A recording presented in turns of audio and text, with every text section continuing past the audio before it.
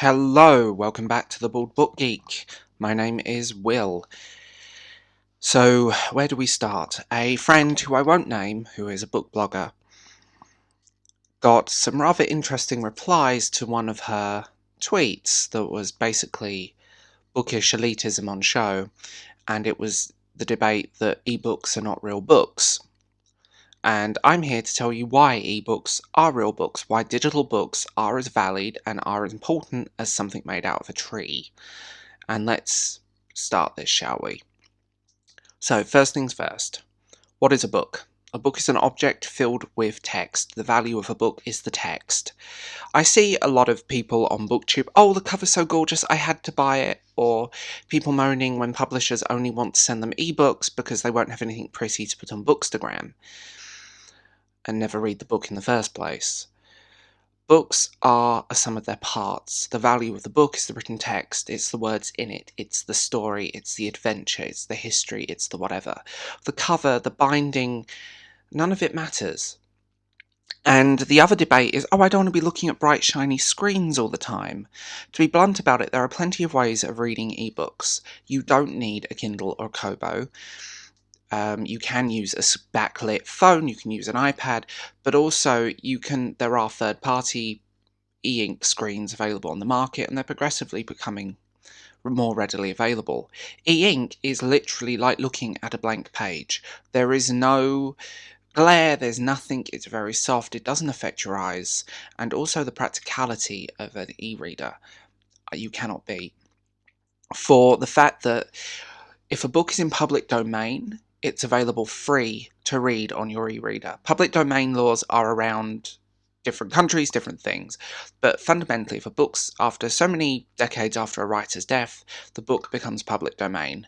So anyone can read it for free on any platform, except the physical. It's often why you get Wordsworth classics that are £1 or £1.99, because literally you're paying a small cost of the book's production and a bit of profit for the company. Ebooks are important, and they're important for many reasons. And why I do agree, I think people need to realise there's more ways of getting ebooks other than Kindle and Kobo. I mean, there's Feed Books, perfectly legal, perfectly great, and some really interesting library. And for classics, historical papers, there's Project Gutenberg, which is fundamentally one of the most important sites of books in the world. It includes everything. It includes an archive of books that is unmatched on any platform, and you just download them and put them on your e-reader of choice in the format of your choice, and they are free.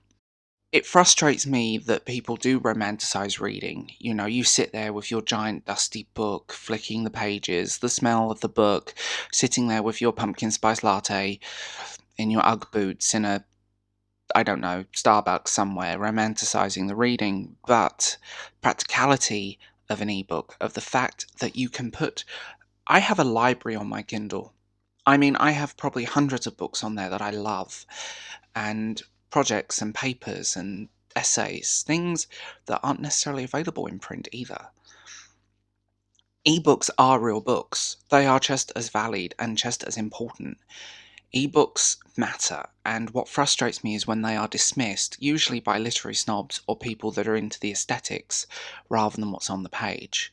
An ebook is the value, a book in general, across the board, is the value of its parts. No matter how pretty the cover is, it's what's written in it. It's the words on the page, and it's the words that matter. So I wish people would get off their high horse over this, because, yeah, I get it. It's nice to have beautiful books on your shelf, but sometimes it's not practical. And why I agree, yes, ebooks do cost too much in some places, especially in the UK. I don't think you should be paying more than a few pounds for a digital file. 9 times out of 10, it's the more practical option.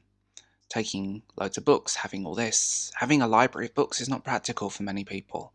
So having ebooks and digital books available makes it so much easier.